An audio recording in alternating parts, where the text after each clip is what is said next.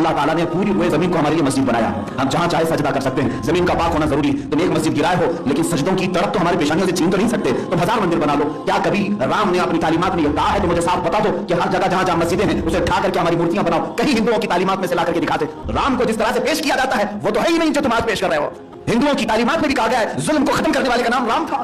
तो क्या यही है जहां पर जुल्म की बुनियाद रखी जा रही है वहां मूर्ति रखी जा रही है, तारीख रखी जा रही है? मुझे मालूम है हिंदुस्तान के लाखों नहीं करोड़ों हिंदू इस बात के कायल नहीं है कि मंदिर किसी मस्जिद को डेमोलिश करके नहीं बनाना चाहिए, इसी तरह मस्जिद किसी मंदिर को उठा करके बनाने की इस्लाम नहीं इजाजत दी है। मैं इससे पहले भी कहा आज भी बैतुल मुकद्दस के करीब फिलिस्तीन में चर्च बाकी है जो हज़रत उमर फारूक रज़ियल्लाहु अन्हु के जमाने में पूरा फिलिस्तीन फतह हो चुका था। चाहते तो आप चर्च को खत्म कर देते, आज तक चर्च मौजूद है। ईसाइयों ने हज़रत उमर फारूक से कहा भी कि आप अंदर आए नमाज पढ़ लें, आप अंदर जाने की बजाय बाहर मुसल्ला बिछाकर नमाज पढ़ते हैं। आपसे ईसाइयों ने पूछा कि आपने अंदर नमाज नहीं पढ़ी, क्या हमारी चर्च नापाक है? नहीं, जमीन पाक हो, हम कहीं पे भी नमाज पढ़ सकते हैं। महज मैंने इसलिए अंदर नमाज नहीं पढ़ी कि बाद में आने वाली कौमें कहीं अपने अमीरुल मोमिनीन का मुसल्ला समझ करके तुम्हारी चर्च को ना गिरा दे। ये है इस्लाम मेरे अजीजों।